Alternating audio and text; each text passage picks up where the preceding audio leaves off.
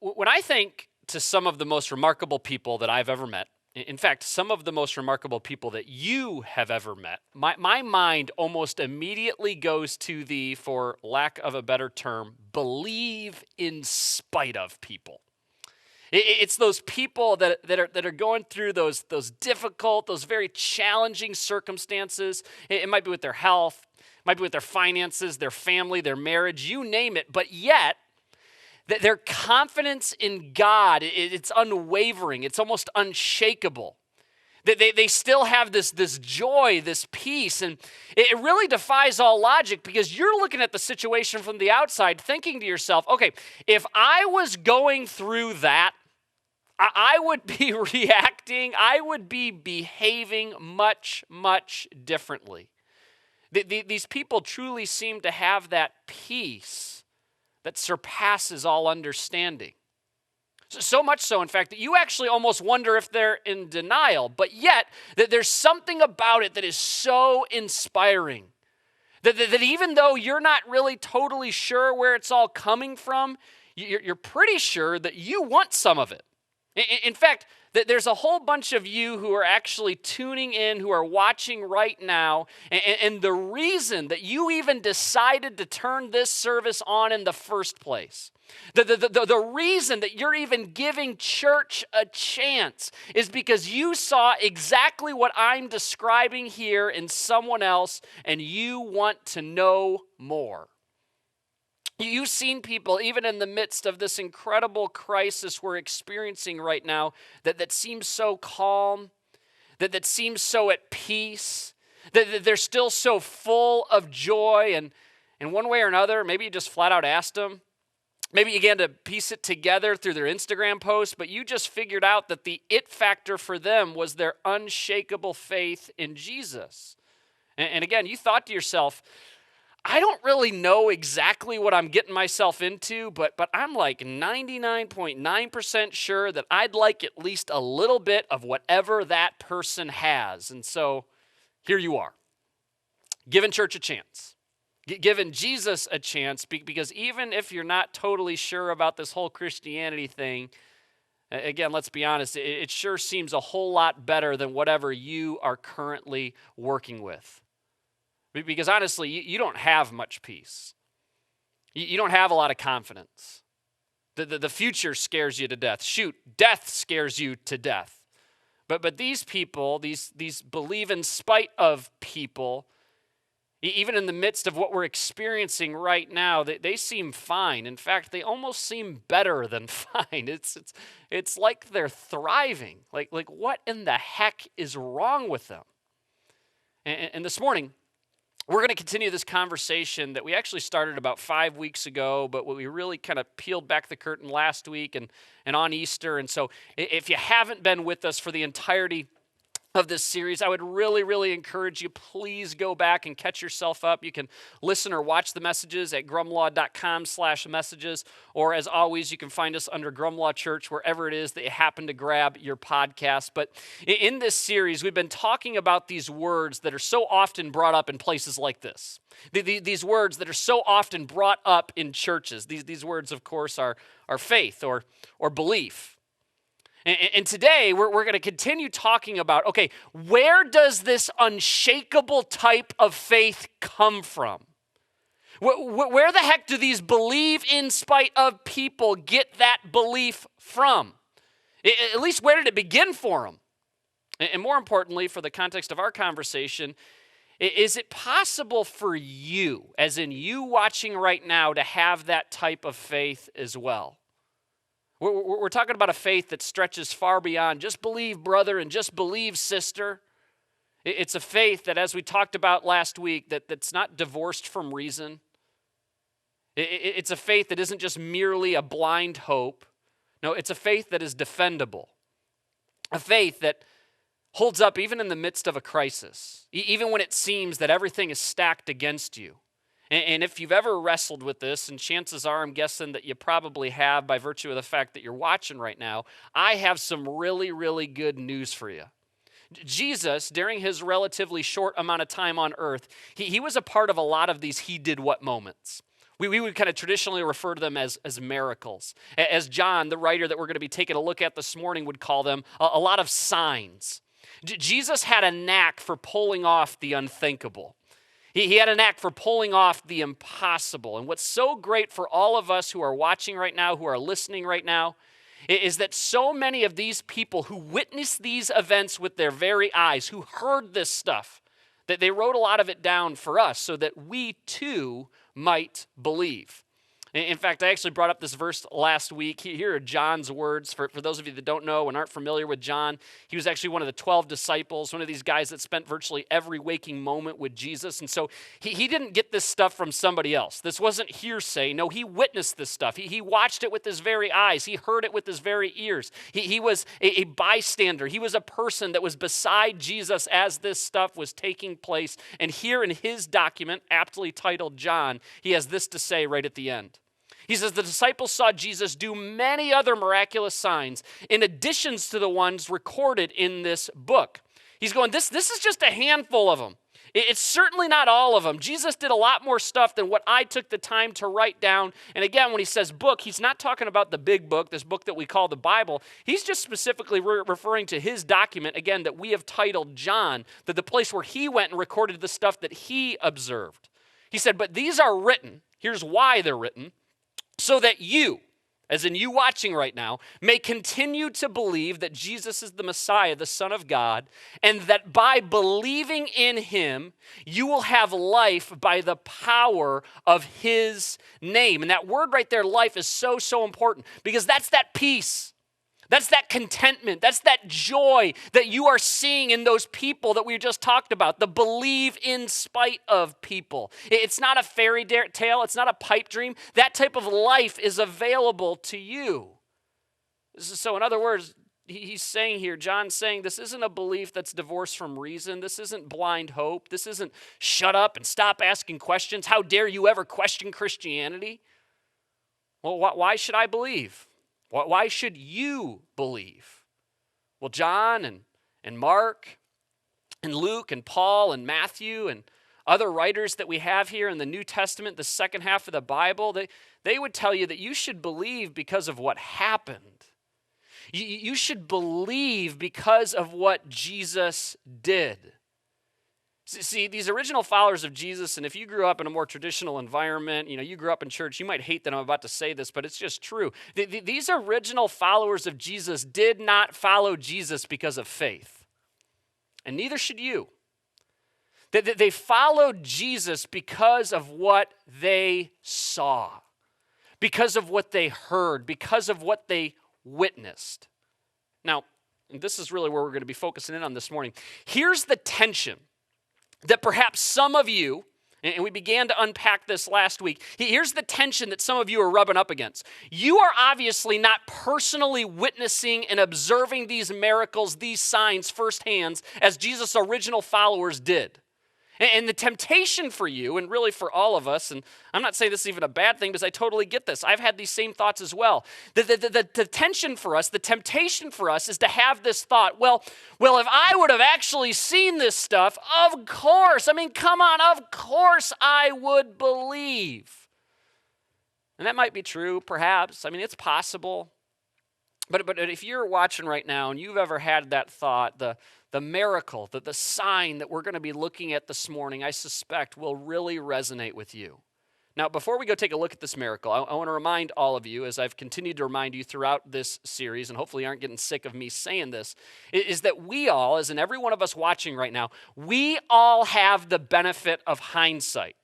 Here's what I mean by that. We already know that Jesus wraps up his time on earth by predicting his own death, by predicting his own resurrection, and then he actually pulls that off.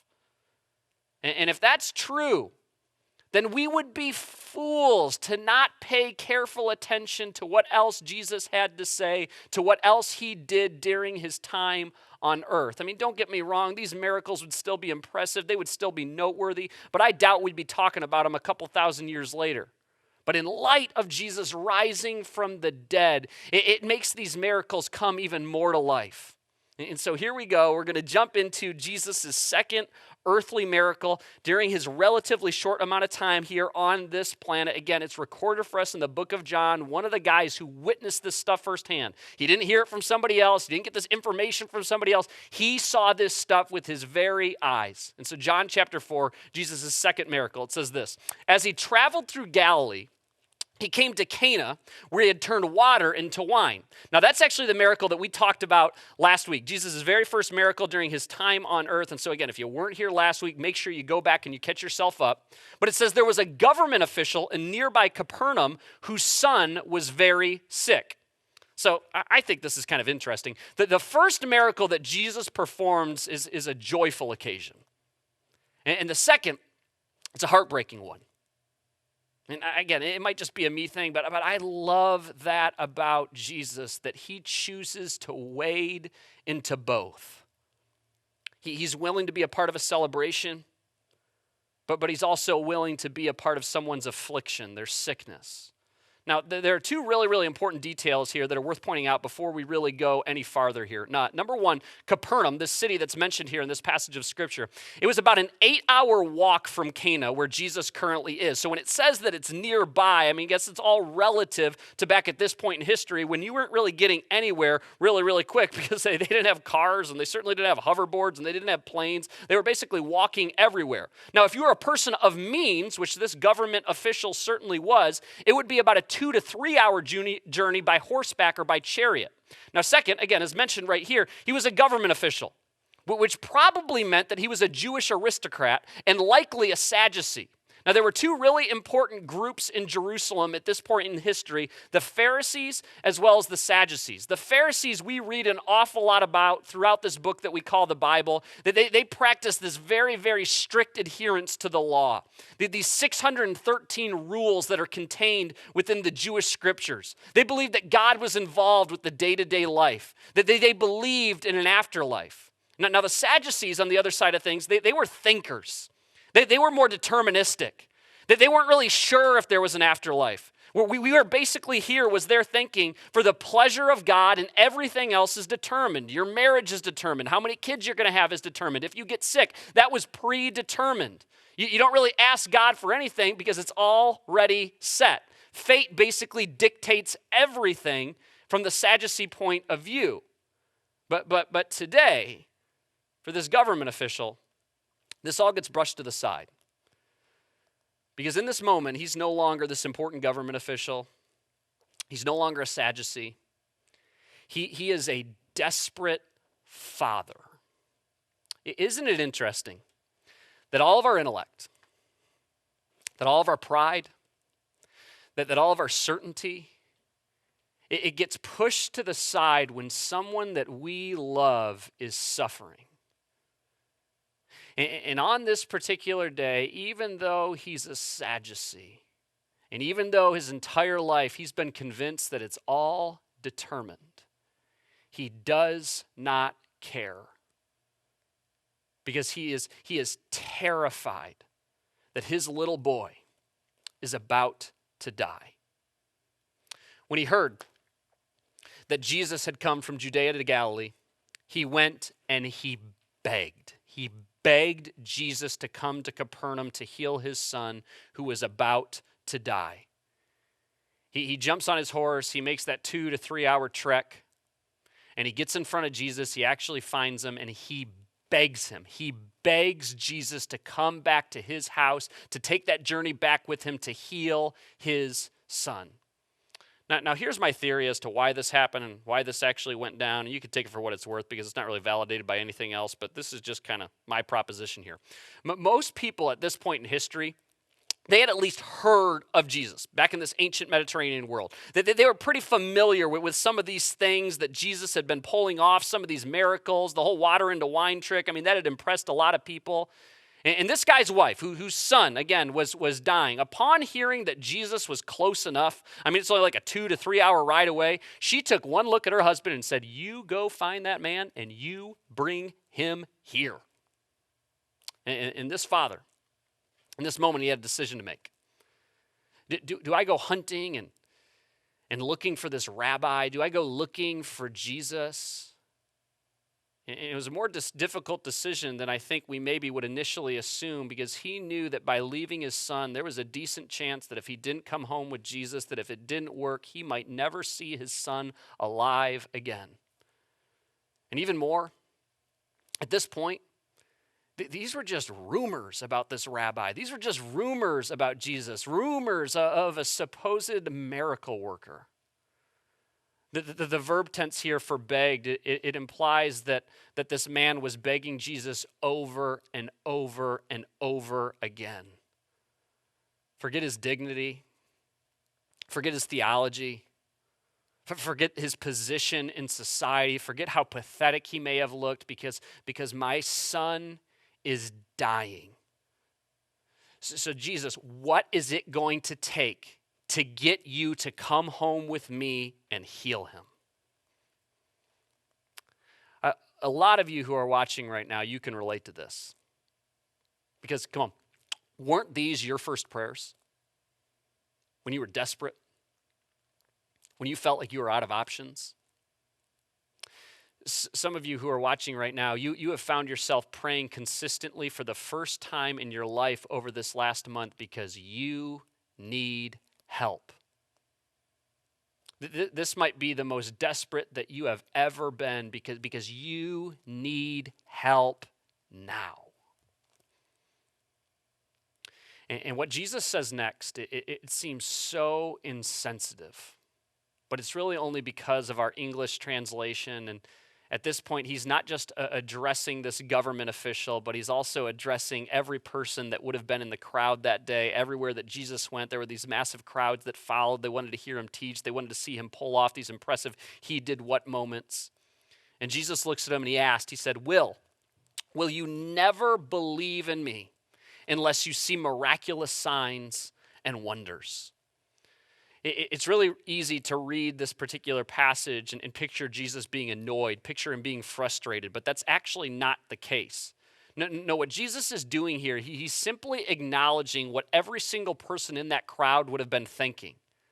He's going, there's no way that you're going to believe that I am who I am claiming to be unless you see with your very eyes. Because we all know this, right? Seeing is believing.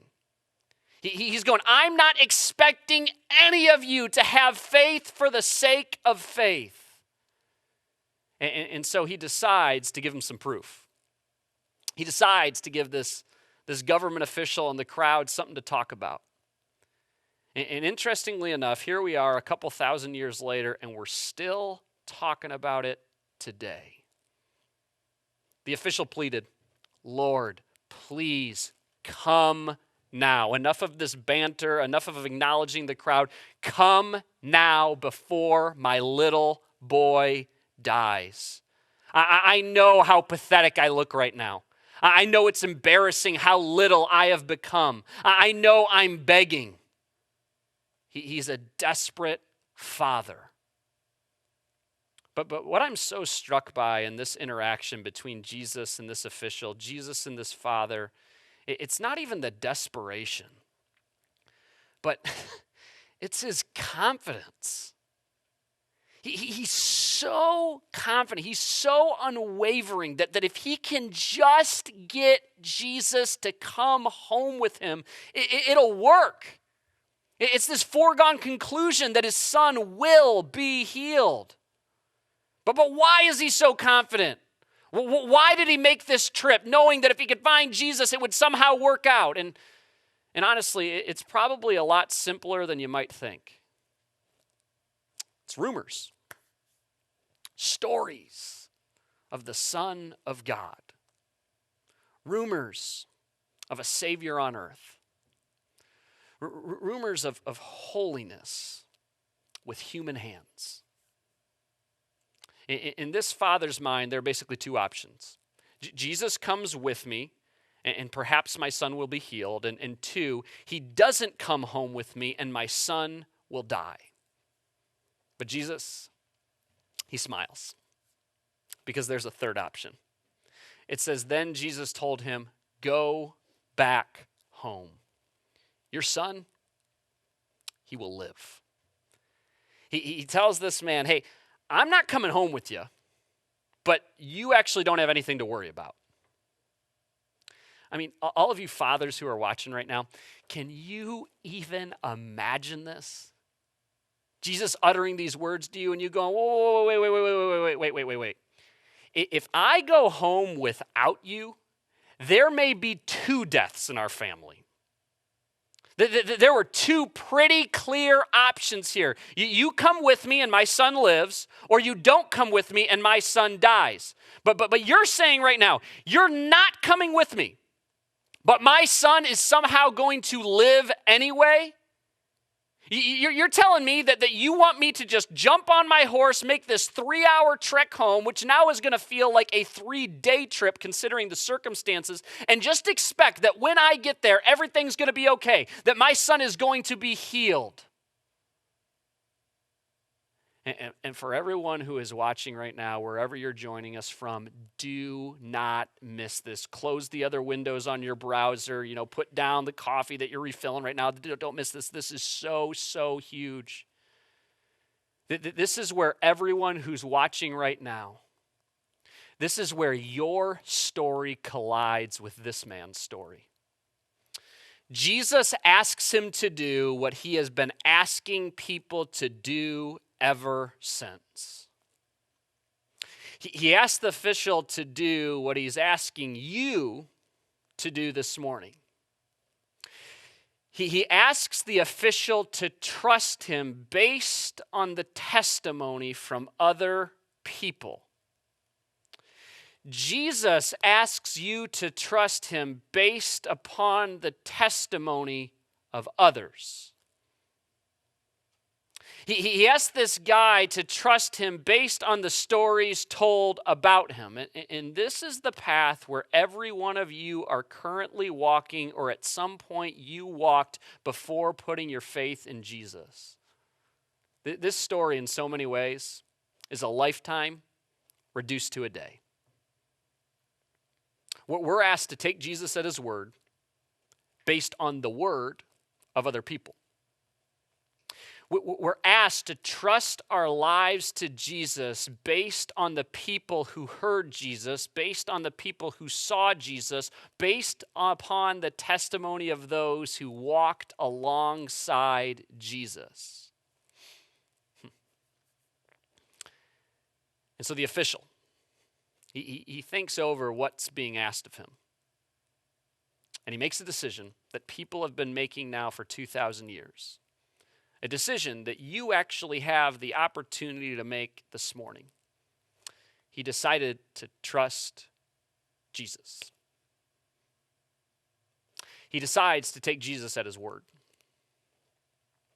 He decided to believe Jesus. And this decision would prove to not only change his son's life, but his own life, and as we're soon going to see here, his entire family's life. He decided to trust Jesus even though the evidence wasn't staring him in the face, because remember, after all, he had never personally witnessed a single thing that Jesus had done, that he had said. And it says, and the man believed what Jesus said, and he started home. I love that. He starts home. Perhaps even more important than believing, he behaved as if what Jesus said to him could be trusted. Think about this. He walked away from the only person on the planet who could heal his son because he decided that he could trust him. Story wraps up. It says, while the man was on his way, some of his servants met him with the news that his son was alive and well. And he asked them when the boy had begun to get better. And they replied, "Yesterday afternoon at 1 o'clock, his fever suddenly disappeared." And a chill runs down his spine. And tears fill his eyes. Because the father realized that that was the very time that Jesus had told him, your son will live. And his entire household believed in Jesus.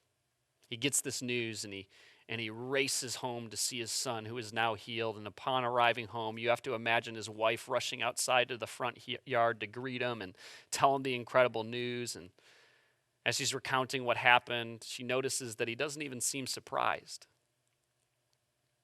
And she looks around, wondering, where's the rabbi? Where's Jesus? And so he tells his version of the story, and wouldn't you know it, the entire household, the entire family also puts their trust, puts their faith in Jesus. And why wouldn't they? Of course they did. And you would have done the same. Well, if I would have actually seen this stuff, of course I would believe. Come on. Don't be so naive. Don't be so hard-headed. Do not be so simple-minded. Stop using this as your cop-out. Stop using this as your loophole. You, as in you watching right now, today, right now, you are not being asked to do anything more than what was asked of this government official 2,000 years ago. You are being invited to believe just as the official in this story was invited to believe.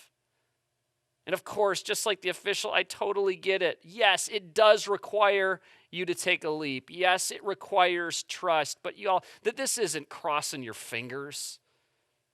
It's not a blind hope. Because just like this man, and honestly, even more so, we have more testimony to rely on because we know that this story ends with Jesus rising from a grave. We are being asked to trust based on the testimony of others. And this morning, just like that government official 2,000 years ago, just like that desperate father, you are given the opportunity to place your trust in Jesus. See, the Most High God made the standard so simple when he sent his one and his only son down to earth to die for my sins, to die for your sins, to die for the sins of the world. Take that weight upon his shoulder and allow himself to be killed, murdered on a cross, but that 3 days later he didn't stay dead. He rose from the grave. And he rose from the grave so that you might have new life. So that relationship with our Heavenly Father could be mended. And right now, you have that opportunity to place your trust in Jesus. And before I do what I'm about to do here, I want to make this very, very clear because for too long, the local church and other ministries, they've tricked people into somehow thinking that by saying a prayer, that's going to win you a ticket into heaven. And that is not the case. Over and over and over again, we are told that it is our faith, it is our belief, our trust in Jesus that gets us that right standing. And so for you, it could be as simple right now as you just bowing your head in your living room, in your kitchen, in your bedroom, wherever you're joining us from, and just saying, Heavenly Father, I know that I am a sinner. I know that I screwed up my relationship with you when I sinned. But thank you. Thank you for solving the problem that I have no ability to solve myself. Thank you for giving your one and your only son for me, but even more than that, thank you for raising him back to life so that I can have new life. From this day forward, I am going to live for him. My life will become an outpouring of gratitude in response to what Jesus has done for me. We're told that if you truly believe that, if you truly trust that, you're back. That relationship is mended. That right standing with God is corrected. Now, for the rest of you, I actually want to end right where I began this morning. For those of you who are watching right now who would already call yourselves Jesus followers, I want to encourage you. To those of you that that have been praying that same prayer over and over and over again, even though you are sometimes tempted to give up. But there's something there, and you remain faithful. And you might even ask yourself in some dark moments, is this really worth it? But ultimately, you remain steadfast. You remain faithful. You keep your eyes on the prize. You keep focused on Jesus. Do you know who's watching you? No. And do you know what God is doing in the lives around you because of your faithfulness? No. And do you know who is a day or a month or a year or 5 years away from placing their faith in Jesus because of you? No. For a lot of you watching right now, you are the believe in spite of person that they're looking up to, wondering, where does it all come from? That leads them to a point where they begin to search, where they begin to take their next step towards God. We have a reason to believe. And because of that, we then have the opportunity to show Jesus to the world, a world that so desperately needs him through our lives because of how he has so radically transformed us.